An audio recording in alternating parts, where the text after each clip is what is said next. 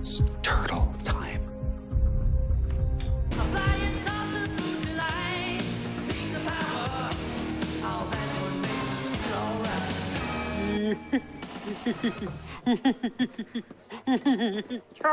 Welcome friends, new and old. We're back this week discussing Quantum Leap, the 2022 revival series, Season 2, Episode 2. This one's entitled Ben and Teller. Now there will be spoilers ahead, so consider this your final warning to get out if those aren't for you. Now we're going to crack on with the show. So this episode picks up as far as Ben's perspective goes in his very next leap, where he jumps into Friday, May 9th, 1986 in Tucson, Arizona, where he is inhabiting the body of a relatively older woman. She just became a grandmother and her name is Lorena. And that's where things kick off from his perspective. Now we also have a smattering of present day, modern day, or technically the future scenes from our perspective and Ben's perspective, because remember, this season is kicking off 3 years from the future of last season, and that's going to lend to a lot of interesting new status quo shifts for us. So we start out with most of our characters being alerted to the fact that Ben is back. So last episode, Ian had discovered this and decides to go around and inform the rest of the old team who is no longer working together that Ben has returned. The first person that is alerted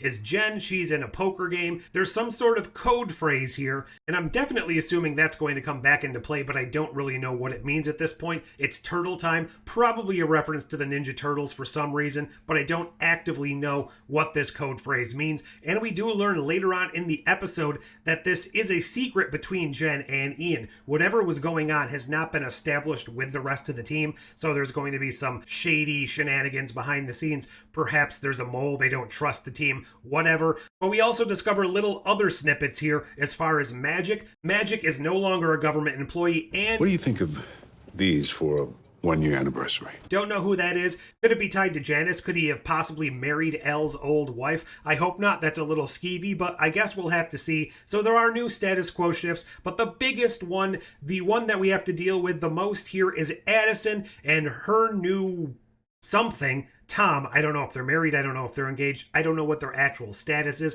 Forgive me if it was actually mentioned here. But she is now together with Tom, and apparently Tom is like this wonderful guy that everyone on the old Quantum Leap program loves. He was apparently instrumental in some stuff that went on during the 3-year time jump. They had searched for Ben for 2 years. He was the one that helped Addison put her life together after losing Ben. I'm still a little iffy on this time frame here. They thought Ben was gone, worked on it for 2 years, gave up about a year ago, and then she got back on track and kind of put her life together with this new guy, with Tom. That does seem a little quick. Granted, I know 3 years is a long time, but I don't know. It just seems like everything established at the end of season 1 would have led Addison to hold out hope a little bit longer. Again, I'm not going to fault that depending on how that plays out and what we see. Maybe there's other mitigating circumstances that haven't been brought to light yet. It does kind of seem like 3 years was an arbitrary choice, and maybe if they skipped 5 or 10 years down the line, it would have made more sense, but that would have caused other problems in and of themselves, so I'm not going to fault it till things play out. I really did like a lot of the character development we got from the present day group, but again, it was kind of just scattered throughout the episode. The main components here are that mystery, and Ian was the main hologram that we saw throughout this episode. There was only one interaction with Addison and Ben at the end of the episode, and that was acted fantastically. Ben is a fantastic actor. Addison did a good job too, but it was primarily played with the knowing realization from Ben's standpoint that Addison thought he was gone and had moved on. Oh.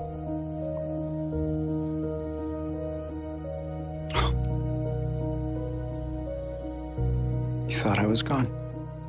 And I just really thought that was some fantastic character development there. One thing I would like to address is that middle of the episode cliffhanger that just came and went so quickly. So Ian was in the imaging chamber giving Ben all of the vital information for the leap, and then right at the worst moment, it gets shut down because the FBI came in, pulled everyone out, was arresting everyone because they were no longer allowed to be in the Quantum Leap program. Cut to commercial. We cut back from commercial and find out that everything's resolved because Tom comes in and he texted the head of the FBI who owed him a favor. Now, I know that's going to come back into play later on, but it just felt like such a forced cliffhanger in the middle of the episode to build up tension, and it just felt overplayed and under-resolved. And I know this is going to lead to some tension later on with the FBI and our team, but it definitely just just felt a little anticlimactic and a little shoved in just for the sake of doing it.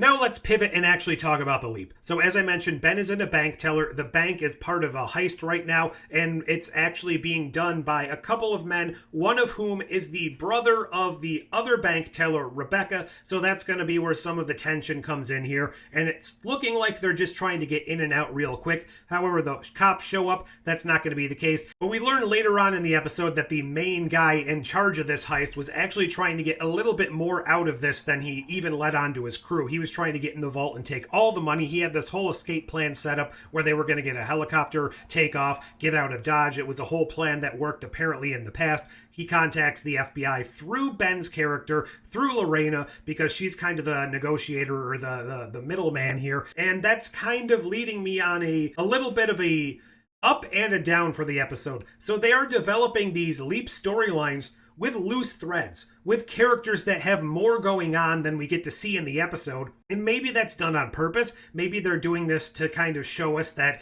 Ben's just kind of hopping into the middle of something and we're never going to get that closure because he's never going to get that closure. It's just kind of jumping into the middle of a story and then jumping out before the end. It also feels like they're leaving so much on the table. They're writing so much backstory and mystery and unclosed brackets, I guess you could say, around these characters that it definitely feels like there's supposed to be more development later on in the show. So maybe these things are going to come back into play in some manner. Again, I theorized that a lot in season 1, that these things were going to be tied up behind the scenes, that there was somebody running things, leaping Ben around for one reason or another, and all of these leaps were going to be interconnected. I'm probably looking too far into that. Because they're overly developing all of these character storylines, it just feels like there's more meat on the bone that they want to delve into later on. So whether or not we'll see these leaps come back into play, or whether or not there's some sort of investigative unit kind of looking into how time has changed, and maybe that leads to the new status quo of the Quantum Leap program in the modern day, the future, whatever you want to call it. But it's resolved relatively well. Ben is able to concoct this plan with a little bit of future help from Ian,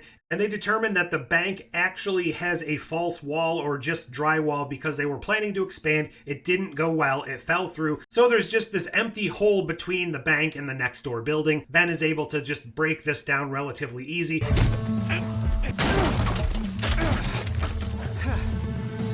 Pilates. This leads me to a question that is kind of, I guess, answered in this episode and some prior ones. Is Ben fully himself in these leaps? So like I said, he was in the body of a 70-year-old woman, but he had full strength and full ability here. So does that mean Ben, in all of these leaps, is using his own skills, his own muscles, his own body, all of that stuff? Because there have been instances in the past in Quantum Leap where he's leapt into some people that, had disabilities or people that were missing limbs. I think the show has given us a solid answer in a lot of these circumstances. I just want to kind of get confirmation from other people that, yes, Ben is using his actual body in these leaps. Overall, I thought this was a pretty fun episode. It moved along the current day plot. It moved along Ben's plot, and we get that little, I don't know if cathartic is the right word, but we get that moment at the very end between Ben and Addison, knowing that the relationship has changed. Things aren't going to be the same. Seemingly, we are going to get other characters stepping into that whole imaging chamber, taking over from Addison. I like those couple of episodes last season where Jen or Ian stepped in to take over the role of the hologram,